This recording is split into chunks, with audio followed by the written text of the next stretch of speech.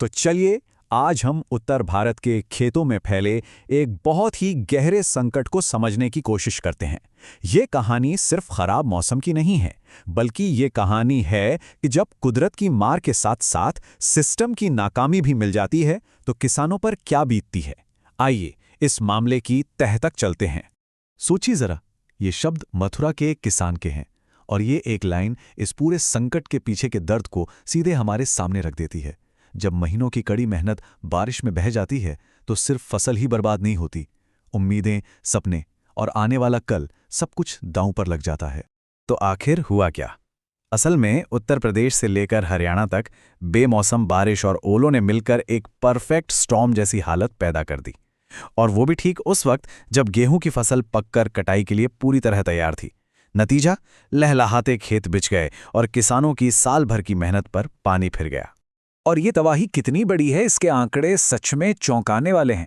अकेले मथुरा जिले में 500 से ज्यादा गांव इसकी चपेट में आ गए। कुछ किसानों की तो 60 से लेकर 90% तक फसल पूरी तरह तबाह हो गई। हालात इतने खराब हैं कि इसे पिछले 50 सालों में हुई सबसे बड़ी कृषि क्षति बताया जा रहा है। और मुसीबत यहीं खत्म नहीं होती। हरियाणा की मंडियों में जो गेहूं कटकर पहुंच चुका था, वो भी बारिश की वजह से सड़ रहा है। मतलब किसानों पर हर तरफ से मार पड़ रही है। अब इतनी तबाही के बीच एक उम्मीद की किरण नजर आई। उत्तर प्रदेश सरकार ने फौरन एक्शन लिया और ऐलान किया कि जिन किसानों का नुकसान हुआ है उन्हें जल्द से जल्द आर्थिक मदद दी जाएगी। अधिकारियों को भी एकदम सख्त निर्देश दिए गए कि राहत पहुंचाने में कोई देरी नहीं होनी चाहिए।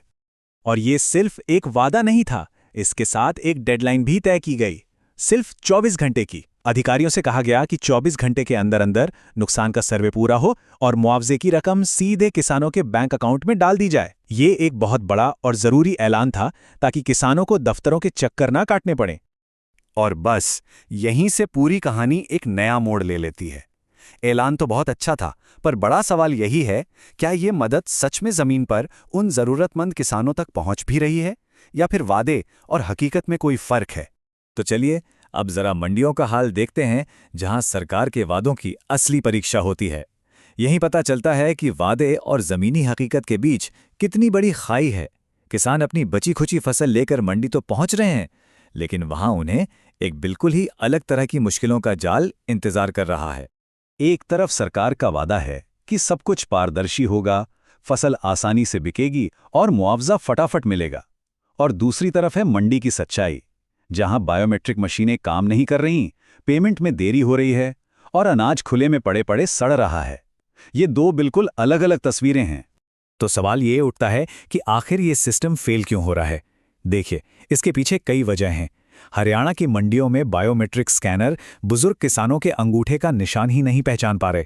गेट पास जैसे ब्यूरोक्रेटिक हर्डल्स किसानों को मंडी में घुसने ही नहीं दे रहे। कहीं अनाज खरीद तो लिया गया है, लेकिन उसे उठाने के लिए ट्रांसपोर्ट ही नहीं है, जिसकी वजह से पेमेंट अटका हुआ है। और तो और झज्जर जैसी मंडियों में ड्रेनेज इतना खराब है कि किसानों का सैकड़ों क्विंटल गेहूं पानी में डूब गया है। जरा खुद को एक किसान की जगह रखकर सोचिए। वो बेचारा 4-5 घंटे लंबी लाइन में खड़ा रहता है, फिर उसकी बारी आती है तो बायोमेट्रिक मशीन उसका अंगूठा स्कैन नहीं कर पाती। उसे अपनी ही फसल बेचने से मना कर दिया जाता है और कहा जाता है, घर जाओ, कल फिर आना। ये सिर्फ एक टेक्निकल ग्लिच नहीं है, ये किसानों के लिए हताशा और अपमान का एक अंतहीन सिलसिला बन गया है। और ऐसा नहीं है कि ये हाल सिर्फ हरियाणा का है। राजस्थान के राजसमंद में देखिए, ऑनलाइन सिस्टम की छोटी छोटी गलतियां किसानों पर कितनी भारी पड़ रही हैं। जगदीश नाम के किसान को मैसेज आया कि आप 60 क्विंटल गेहूं बेच सकते हैं, लेकिन जब वो मंडी पहुंचे तो सिर्फ 23 क्विंटल ही खरीदा गया। लक्ष्मीलाल के गेहूं को सिस्टम ने गलती से सरसों बताकर रजिस्टर कर दिया और उनकी तो बिक्री ही रुक गई। ये सिर्फ क्लरिकल एरर्स नहीं है, ये किसानों की रोजी रोटी पर सीधा हमला है। जब सिस्टम इस तरह से फेल होता है तो इसका असर सिर्फ आंकड़ों या कागजों पर नहीं दिखता। इसकी सबसे भारी और असली कीमत तो इंसान चुकाते हैं, खासकर वो किसान जो पहले ही मौसम की मार से टूट चुका है। आपको जगदीश याद है, जिनका सिर्फ 23 क्विंटल गेहूं बिका था। सिस्टम की गलती की वजह से उन्हें अपना बचा हुआ 37 क्विंटल गेहूं वापस घर ले जाना पड़ा, और इसके लिए उन्हें अपनी जेब से 6,000 रुपये का भाड़ा अलग से देना पड़ा। मतलब गलती सिस्टम की और सजा किसान को। तो जब इस साल की फसल का ही पैसा नहीं मिला तो सबसे बड़ा सवाल ये खड़ा होता है कि अगली फसल की तैयारी कैसे होगी।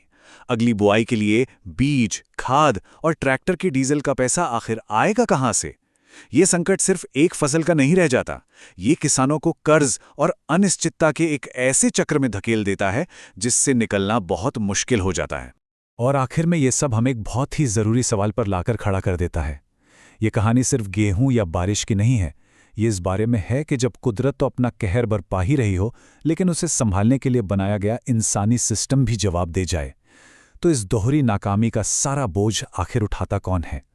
ये एक ऐसा सवाल है जो सोचने पर मजबूर करता है।